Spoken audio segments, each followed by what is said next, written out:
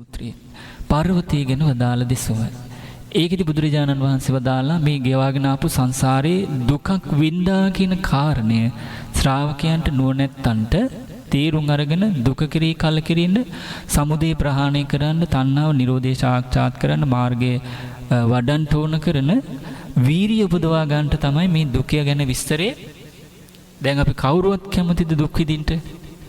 කවුරු හරි කෙනෙක් ඇවිල්ලා ජාති කුල මලාගම් ભેදයකින් අපා දෙපාසි විපා බහුපා ભેදයකින් තුරු කවුරු හරි ඇවිල්ලා આવොත් ඔබ දුක් විඳින්නද කැමති සැප විඳින්නද කියලා ඇහුවොත් අපි දෙන පිළිතුරු මොකද්ද? ඒ සියලු දෙනාම දෙන පිළිතුරු කුමක් වේවිද? සැප විඳින්නමයි. ඒකේ රහසක් නෑ. සුඛ කාමානි බහුතානි අපා දෙපාසි විපා බහුපා සියලු සත්‍යයන් සැපයමයි කැමති. නමුත් සැපේ සලසා ගන්නට හරියට සැපේ සලසා ගන්න විදිය දේශනා කරපු ධර්මයේ තියෙන අය තමයි මොන ගැහෙච්ච කල්යාණ මිත්‍ර ඇසුරු තියෙන අය තමයි අඩු නේද? දැන් හිතේ කැමැත්ත තියෙනවා. කැමැත්ත තිබුණාට කැමැත්තට අනුව මේ වීරිය කරලා සැපේ උපදින්නේ මොකෙන්ද? කුසලෙන්ද අකුසලෙන්ද? කුසලෙන්. පිනින්ද පාවෙන්ද?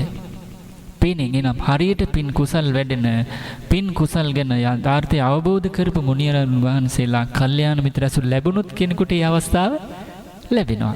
අර සැපේට කැමති කෙනාට අවස්ථාව. සැපේට කැමති වුණත් ඒ ගැන අවබෝධයක් නැති ශාස්ත්‍රුන් වරුණන් Tamanට ඉන්නේ. ඒ කරා යන්ට ඉඩ කඩ අවස්ථාවක් තියනවාද? නෑ. ඒ නිසා පින්වත්නි අපිට කෙනෙකුට උපතින් යම් ආගමක් ලැබෙන්න පුළුවන්. නමුත් ඒ ආගම තුල අකුසල් ගැන කියවෙන්නේ නැත්නම්, අකුසල් මුල් ගැන කියවෙන්නේ නැත්නම්, ආදීනව මෙලෝ පරලෝ කතා වෙන්නේ නැත්නම්, කුසල් ගැන කුසල මුල් ගැන කුසල ආනිසංස කතා කරන්නේ නැත්නම්, දුක්ඛ සමුදය නිරෝධ මාර්ග කියන කර්ම කර්මඵල ගැන කතා කරන්නේ නැත්නම්, ඊළඟට චතුරාර්ය සත්‍ය දුක්ඛ සමුදය නිරෝධ මාර්ගය ගැන කතා කරන්නේ නැත්නම්, කර්මය ගැන, කර්මය හට ගැනීම ගැන, කර්මය නැතිවීම ගැන, කර්මයෙන් නිරුද්ධ වීම ගැන කතා කරන්නේ නැත්නම්, ඒ යම් තැනක යම් පිරිසක් අතර හැබෑවටම මුනිවරු බිහි වෙන්න පුළුවන්ද? සත්පුරුෂයන් බිහි වෙන්න පුළුවන්ද? බෑ. ඒ මොකද සත්පුරුෂ ධර්මයක් තුල හික්මෙන පිරිසක් දකින්න ලැබෙන්නේ. මේ දේශනාව පබ්බත සූත්‍රය. දුක තීරුම් ගන්නට සත්පුරුෂයෙක් වෙන්න, නුවණැත්තෙක් වෙන්න, මුනිවරයෙක් වෙන්න දේශනා කරපු ධර්මයේ. ඒකේ මුල මොකද්ද? දුක තීරුම් ගැනීම. පබ්බත පර්වතය ගැන බුදුරජාණන් වහන්සේ වදාලා එදා සවැත්නුවර එක්තරා භික්ෂුවක් භාග්‍යතුන් වහන්සේ වෙතට පැමිණියා. පැමිණිලා වන්දනා කළා. පස්සකින් වාඩි වෙලා ආනෝ ස්වාමීනි භාග්‍යතුන් වහන්සේ මේ කරුණ ඇහුවා. ස්වාමීනි කල්පය කියලා කියන්නේ කොයි තරම් දීර්ඝ කාලයකටද? බුදුරජාණන් වහන්සේට වන්දනා කළා. භික්ෂුව අහනවා ස්වාමීනි භාග්‍යතුන් වහන්සේ මේ කල්පය කියලා කියන්නේ කොයි තරම් දීර්ඝ කාලයකටද? ඊට පස්සේ බුදුරජාණන් වහන්සේ වදාළා පින්වත් භික්ෂුව කල්පය ඊ타මත්ම දිගයි. ඒක මෙච්චර කාලයක් කියලා, මෙච්චර අවුරුදු ගාණක් කියලා, මෙච්චර අවුරුදු 100 ගාණක් කියලා, මෙච්චර අවුරුදු දහස් ගාණක්, ලක්ෂ ගාණක් කියලා ගණනින් කියන එක ලේසි වැඩක් නෙවෙයි. ස්වාමීනි භාග්‍යතුන් වහන්සේ එහෙමනම් කල්පය කියන කාරණේ තේරුම් ගන්නට අපිට උපමාවක් පෙන්වා දෙන්න පුළුවන්ද? උපමාවකින් කියන්න පුළුවන්ද? පින්වත් භික්ෂුව ඒක පුළුවන් කියලා. භාග්‍යතුන් වහන්සේ වදාළා පින්වත් භික්ෂුව ඒක මේ වගේ දෙයක්. ඔන්න කල්පයේ තේරුම් ගන්න උපමාවක් තාත්තහකට දෙන්නේ. මහා ගල් පර්වතයක් තියෙනවා කියලා හිතමු. ඒ පර්වතය යොදුනක්. අපි හිතමු වර්තමානයේ සැතපුම් 7ක් කියලා. ඔව් යොදුනක් වර්තමාන කිලෝමීටර් යන්නේ නේ. ඔව් සැතපුම් 7ක් දිගයි. ඊට පස්සේ යොදුනක් වර්තමාන සැතපුම් 7ක් දිගයි, පළලයි, උසයි. සැතපුම් 7ක් දිග, පළල, උස ගල් පර්වතයක් තියෙනවා.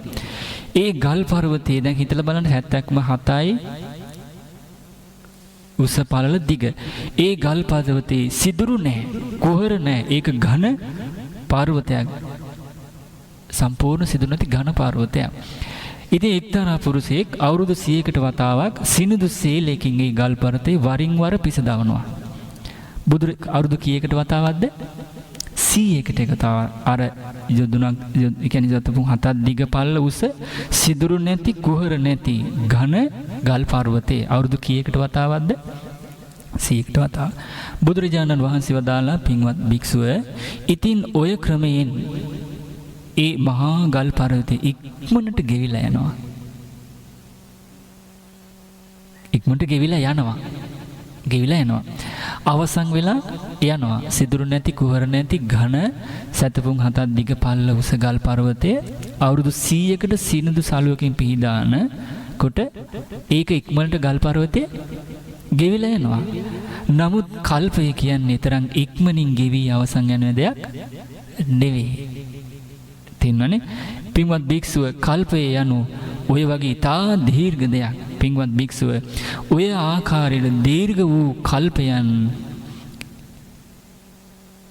ගෙවිලා ගියේ එක කල්පයක් නොවේ. අතීතයේ ගෙවිලා ගියේ ඔය වගේ දීර්ඝ කල්ප එකක් නෙවෙයි. ගෙවිලා ගියේ කල්ප 100ක් නෙවෙයි. අපේ මේ ජීවිතේ ගෙවිලා ගිය ආපස්සට ගෙවිලා ගියේ කල්ප දහසක් නොවේ. ගෙවිලා ගියේ කල්ප ලක්ෂයක් නොවේ. පින්වත් භික්ෂුව ඒකට හේතුව මොකද්ද? මේ කල්පයන් වලට මෝඩ දෙන්න සිද්ධ වෙන්නේ මොකෙක් නිසාද? ඉපදෙමින් මැරෙමින් යන මේ සංසාර ස්වභාවයේ අවසන් නොවන ගමනක්. එහෙනම් අතීතයේ කල්ප කීයක් කල්පය කියන්නේ මෙහිම එකක්.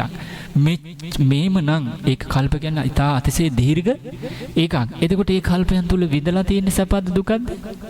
දුකක්. දැන් අතන දුක විස්තර කරා ඊට පස්සේ දුක් විඳින කාලය ගැන විස්තර කරනවා. ඔන්න කල්පනේ. කල්පනේ දීර්ඝම ඒසා කාර්ප ගෙවිලා ගිය අපි සසරේ අර විදිහට දුක් විඳ කාලය කල්ප 100ක් නෙවෙයි 1000ක් නෙවෙයි ලක්ෂයක් නෙවෙයි විඳපු දුක් බොහෝ කල්ප ගන්න. ඒකට හේතුව මොකද්ද? පින්වත් මහණෙනි මේ ඉපදෙමින් මැරෙමින් යන මේ ස්වභාවය සංසාර ගමන අවසන් නොවන දෙයක්. අවිද්‍යාවෙන් වැසුණු සත්වයන් දුක්ඛ සමුදය නිරෝධ මාර්ග කියන චතුරාර්ය සත්‍ය ධර්මය අවබෝධ නොවීම නිසා රූප ශබ්ද ගන්ධ රස පහස අරමුණු ඇස කන නාසය දිව කය මනසට ආසා වෙලා කාම දිට්ඨි සීලබ්බත අත්වාද උපාදානයට බැඳිලා ඊට අනුරූපව කියලා කරලා හිතලා රැස් කරගත්ත කර්මයට අනුව ඉපදිච්ච මේ සත්‍යයන්ගේ ඉපදිච්ච සුගති දුගති වල ඉපදෙමින් මැරෙමින් යන මේ ස්වභාවයේ ආරම්භක කෙලවරක් දකින්න පුළුවන්කම නෑ. ඒ නිසා පින්වත් භික්ෂුව මේ ඉපදෙමින් යන දකින්න බෑ. මේකේ අවබෝධයෙන්ම කලකිරින්නයි වටින්නේ, නොඇලෙන්නයි වටින්නේ, නිදහස් වෙන්නමයි වටින්නේ කියලා බුදුරජාන් වහන්සේ සසර ගමන ගැන කලකිරලා නිදහස් වෙන්න කියලා පණිවිඩය දෙනවා. එහෙමනම් එයා මොකද කරන්නේ? මේ සසරේ කල්ප ගැන සිහි කරනකොට නොනැත්තේ. සසරේ ගෙවිලා ගියපු සංසාර ගමන අවබෝධයෙන්ම කලකිරෙන්න ඕන. කලකිරීමට පත්වීම ඇති කරගෙන එයා මේක නිදහස් වෙන්න ඕන කියන තරමට ඇවිල්ලා කල්යාණ මිත්‍ර ඇසුර දියුණු කරන්නට ඕනේ. සෝතාපට්ටි අංග ධර්ම ශ්‍රවණය දියුණු කරන්නට ඕනේ. ආපු ධර්මයේ නුවණින් විමසන්නට ඕනේ. නුවණින් විමසලා තේරුම් ගත්ත ධර්මයේ පුරුදු කරන්නට ඕනේ. කොහොමද ඇඳිවත ගිනිගත් කෙනෙක් ඇඳිවත ගිනිගන්න එක ගිනිගත්තාවේ ඒක නෙමෙයි කරන්න ඕනේ. මේකයි හිස ගිනිගත් කෙනෙක් ඒ හිස ගිනිගන්ට ඇදලා ඒකට ඒ විදිහට මැරලා යන එක කමන්නේ. ඊට කලින් ඒක ගිනිගත්තාවේ පුරුදු කරගත්තු ධර්මයන් මොනවාද?